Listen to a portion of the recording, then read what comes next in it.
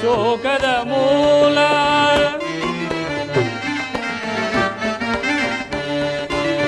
ಲೋಕದ ಸುಖವೇ ಶೋಕದ ಮೂಲ, ಪರಮ ವ್ಯಾಕುಲ ಜಾಲ.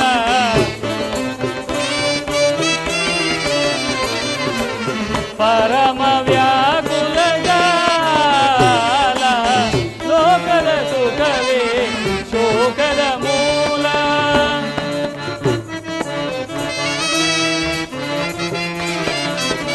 ಮಾನವ ಭಯಪ ಮನೋಹರ ಭೋಗ,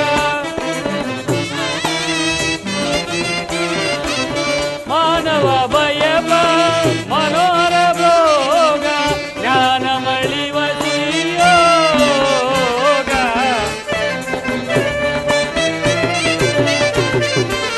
ಜ್ಞಾನ ಮಳಿವ ಯೋಗ, ಲೋಕದ ಸುಖವೇ ಶೋಕದ ಮೂಲ.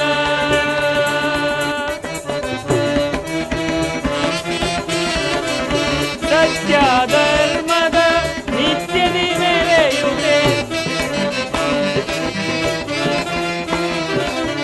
ಸತ್ಯ ಧರ್ಮದ ನಿತ್ಯದಿ ಮೆರೆಯುವೆ, ತೊತ್ತಿನ ತೆರದಲ್ಲಿ ತಿರುಗುತ್ತಲಿರುವ,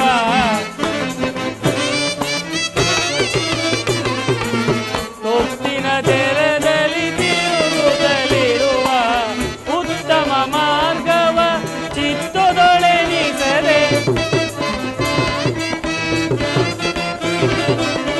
ಉತ್ತಮ ಮಾರ್ಗವ ಚಿತ್ತದೊಳೆನಿಸದೆ, ಮುಕ್ತರಾಗುತ್ತೆ ನೆರೆಯುತ್ತಲಿರುವ,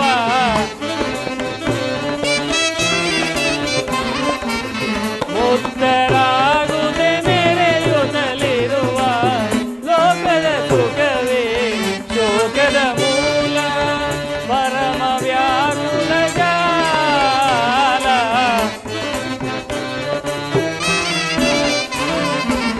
ಪರಮ ವ್ಯಾಕುಲ ಜಾಲ, ಲೋಕದ ಸುಖವೇ ಶೋಕದ ಮೂಲ, ಶೋಕದ ಮೂಲ, ಶೋಕದ ಮೂಲ. ಲೋಕದಲ್ಲಿ ಐಶ್ವರ್ಯ ಪದವಿಗಳ ಆಸೆಯು ಎಂಥವರನ್ನೂ ಅಂಧರನ್ನಾಗಿ ಮಾಡಿಬಿಡುವುದು. ಇಲ್ಲವಾದರೆ ಇಂತಹ ಸತ್ಯಶೀಲರು, ಸತ್ಯವಂತರೂ ಆದ ಭೀಮಾರ್ಜುನರಿಬ್ಬರು ಧರ್ಮ ಸ್ವರೂಪನಾದ ತಮ್ಮ ಅಣ್ಣನಲ್ಲಿ ಹೀಗೆ ವಿರಸ ಭಾವದಿಂದ ಹಠ ಹಿಡಿಯುತ್ತಿದ್ದರೆ, ನನ್ನನ್ನು ಪ್ರತ್ಯಕ್ಷ ದೈವದಂತೆ ಪೂಜಿಸುತ್ತಿದ್ದ ಅವರು ನನ್ನನ್ನು ಜರಿದು ನಕುಲ ಸಹದೇವರಿಗೆ ಮಂತ್ರಿ ಪದವಿ ಬಂತೆಂದು ಅಸೂಯೆ ಪಡುತ್ತಿದ್ದರೆ, ಮುಖ್ಯವಾಗಿ ನಕುಲ ಸಹದೇವರು ಅಲ್ಪರೆಂದು ಮಂತ್ರಿ ಪದವಿಗೆ ಅನರ್ಹರೆಂದು ಜರಿದದ್ದಕ್ಕೆ ಅವರಿಗೆ ತಕ್ಕ ಗರ್ವಖಂಡನೆ ಮಾಡಲೇಬೇಕು.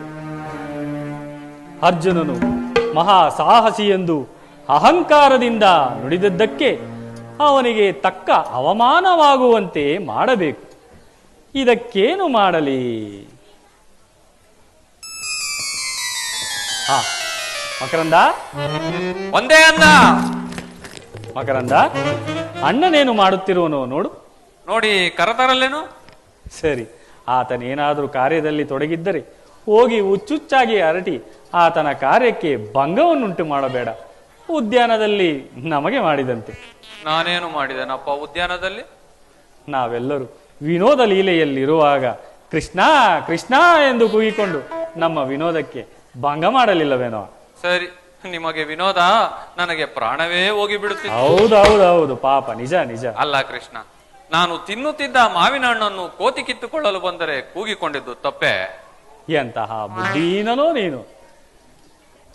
ಇಷ್ಟಕ್ಕೆ ನಿನ್ನ ಪ್ರಾಣ ಹೋಗುತ್ತಿತ್ತೇನು? ನಿನಗೆ ಯಾರು ಬುದ್ಧಿ ಕಲಿಸಿದರು ನಾ ಕಾಣೆ. ನೀನೇ ಅಲ್ಲವೇ? ಸರಿ, ಈಗ ಚೆನ್ನಾಯಿತು. ಈ ಕಾಡು ಹರಟೆಗಳನ್ನು ಬಿಡು.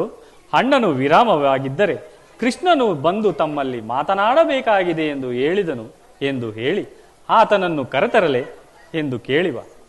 ಹಾಗೆ ಆಗಲಪ್ಪ.